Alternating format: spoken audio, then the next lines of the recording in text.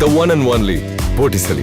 Botticelli and Raphael, shirts and trousers. நம்முடைய தமிழ்நாட்டுல சிறந்த மருத்துவர்கள், பொறியியல் வல்லுநர்கள், வழக்கறிஞர்கள் இருக்காங்க. ஆனா நமக்கு இப்போ தேவையா இருக்கிறது நல்ல தலைவர்கள் தான் அப்படின்னு தமிழக வெற்றிக் கழகத்தின் சார்பில் நடந்த கல்வி விருதளிப்பு விழாவுல விஜய் பேசியிருக்கிறது தமிழக அரசியல் களத்துல இப்போ பரபரப்பாயிருக்கு.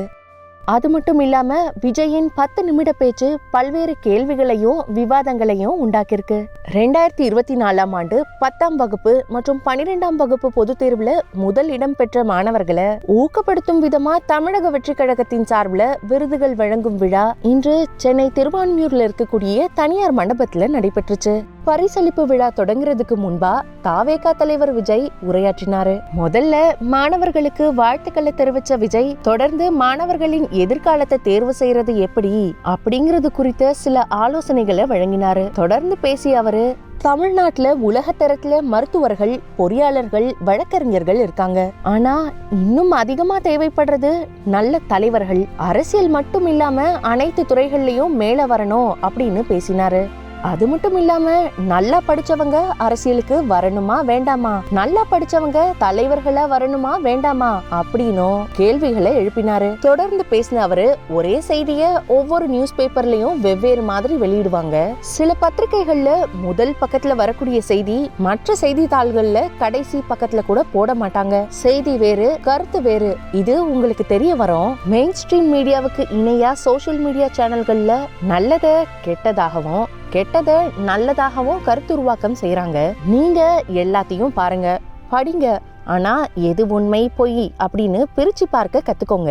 அப்போதான் மக்களுக்கு என்ன பிரச்சனை, சமூக தீமைகள் பற்றி உங்களுக்கு தெரிய வரும். அதை தெரிஞ்சுக்கிட்டாலே ஒரு சில அரசியல் கட்சிகள் செய்யற பொய்யான பிரச்சாரங்களை நம்பாம எது சரி எது தப்பு அப்படின்னு அனலைஸ் பண்ணி பார்த்துட்டு நல்ல தலைவர்களை தேர்ந்தெடுக்கும் விசாலமான உலக பார்வை உருவாகும் அப்படின்னு பேசியிருந்தாரு. விஜய் யார குறிப்பிட்டு இப்படியெல்லாம் பேசினாரு, விஜய் பேச்சின் பின்னணி என்ன அப்படிங்கறத பார்ப்போம். இளைஞர்களை நம்பிதான் விஜய் கட்சி ஆரம்பிச்சிருக்காரு. முதல் முறை வாக்காளர்கள், இளம் தலைமுறையினர், பெண்கள் ஆதரவை பெற்றுட்டாலே வென்றிடலாம் அப்படிங்கிறது விஜயின் அரசியல் கணக்கு. அதனாலதான் மாணவர்களை அரசியல் பக்கம் ஒரு கண் வைத்துக்கோங்க அப்படின்னு பேசியிருக்காரு. அது மட்டும் இல்லாம போதைப் பொருளுக்கு எதிராகவும் விஜய் பேசியிருந்தாரு.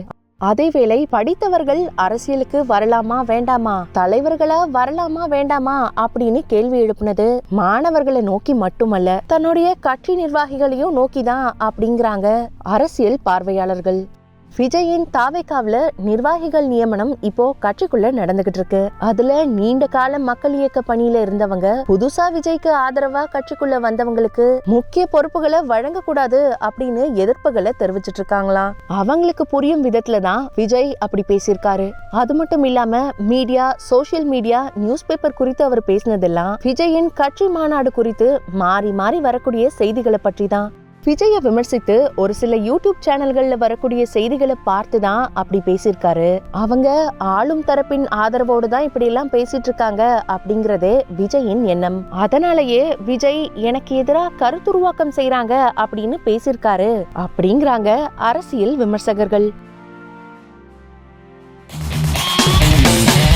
பார்ட்டி வேர்னாலும் I prefer Botticelli. எங்க இருந்தாலும் நம்ம ஸ்டாரா தெரியணும் இல்லையா? வெரைட்டியான கலர்ஸ், நியூ டிசைன்ஸ், அதுக்கு மேல star look. The one and only Botticelli. Botticelli and Raphael, shirts and trousers.